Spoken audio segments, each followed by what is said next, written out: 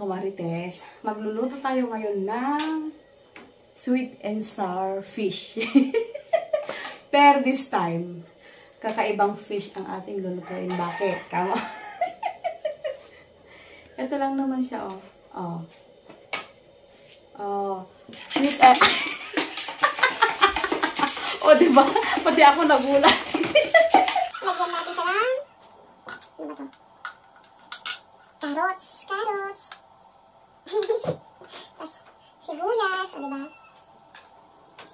Wala tayong pineapple chunks. Kaya, ito na lang, carrots.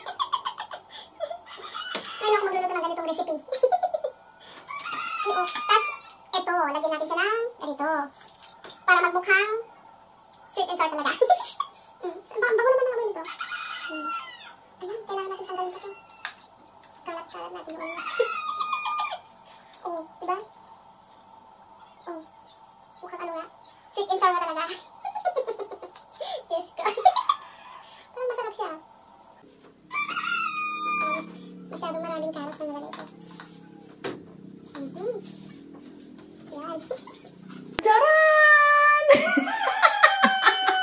May sweet and sour fish na tayo. Ayan. Tawagin natin si Mang para kumain na, di ba? Gusto kong patigyan sa kanya yung aking recipe. Tara na mga kamarites. Mang! Kain na tayo, Mang! Bakit nasan kayo?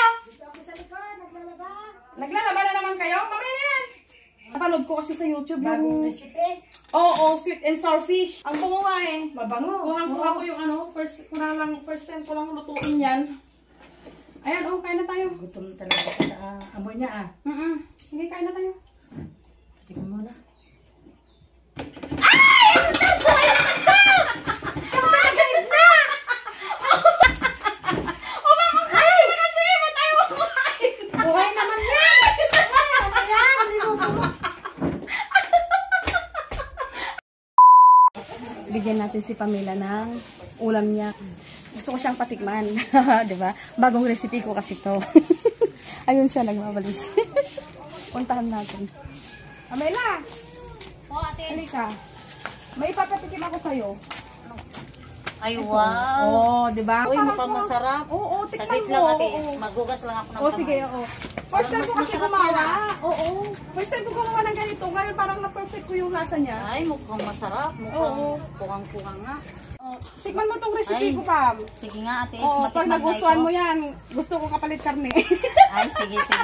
Ay, di, sobrang sarap nito. Oo, syempre naku. kompletong recipe yan. Matikman na nga ito.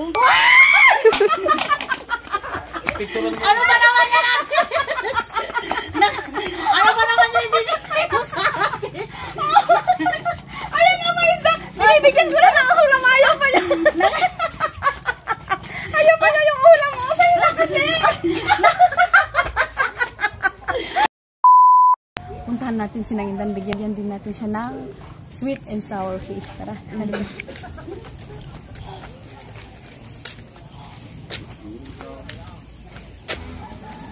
Nangdang! Ay, nandun siya sa likod. Nangdang! Kakarga ako ng tubig eh. Ay, no, may ulam ako ibibigay sa'yo. Ay, nakaluto ka na ba?